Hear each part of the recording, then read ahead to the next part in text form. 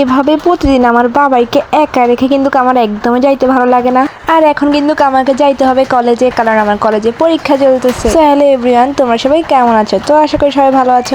তো আমি যেহেতু বলেছি আমি আজকে কলেজ যাচ্ছি, দেখো কলেজে যাওয়ার সময় এত বৃষ্টি, আর এদিকে এত পরিমাণে বৃষ্টি হচ্ছে যা বলার বাইরে। আর এই বৃষ্টির কারণে আমার কলেজে যাইতে কিন্তু অনেক বেশি কষ্ট হয়ে যায়, মানে পুরো ভিজে টিজে অবস্থা পুরো খারাপ হয়ে যায়। প্রথমত এখান থেকে যাওয়ার সময় কোনো অটো পাই না, অটো পাইতে অনেক কষ্ট হয়ে যায়।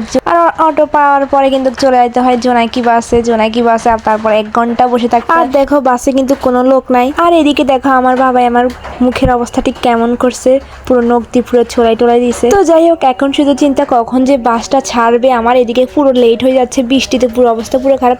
আর দেখো বাস ছাড়ার পর কি পরিমাণে বৃষ্টি হইতেছে। তো তারপরে যাই হোক আমি কিন্তু কলেজে পৌঁছাই যাই, তারপরে বৃষ্টি সব ছেড়ে তারপরে পরীক্ষা দিই। এক্সাম হলে পরীক্ষা দেওয়ার সময় কোনো ভিডিও করি নাই, ঢোকার সময় কোনো ভিডিও করি না, যেহেতু আমার অনেক বেশি লেট হয়ে গেছে।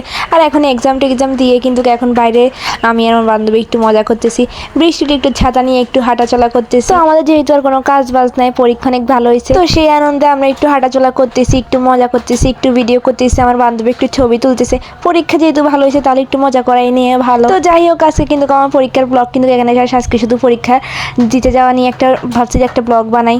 তো এখন কিন্তু আমি চলে যাচ্ছি বাড়ির উদ্দেশ্যে। আর বাড়ির গাড়িতে ওঠার পরে আমার যে এই পরিমাণে ঘুম আসে, তো যাই হোক গাড়িতে তো আর ঘুম যাওয়া যাবে না, বাড়িতে ঘুম যেতে হবে। তো সবাইকে আজকের মতো টাটা।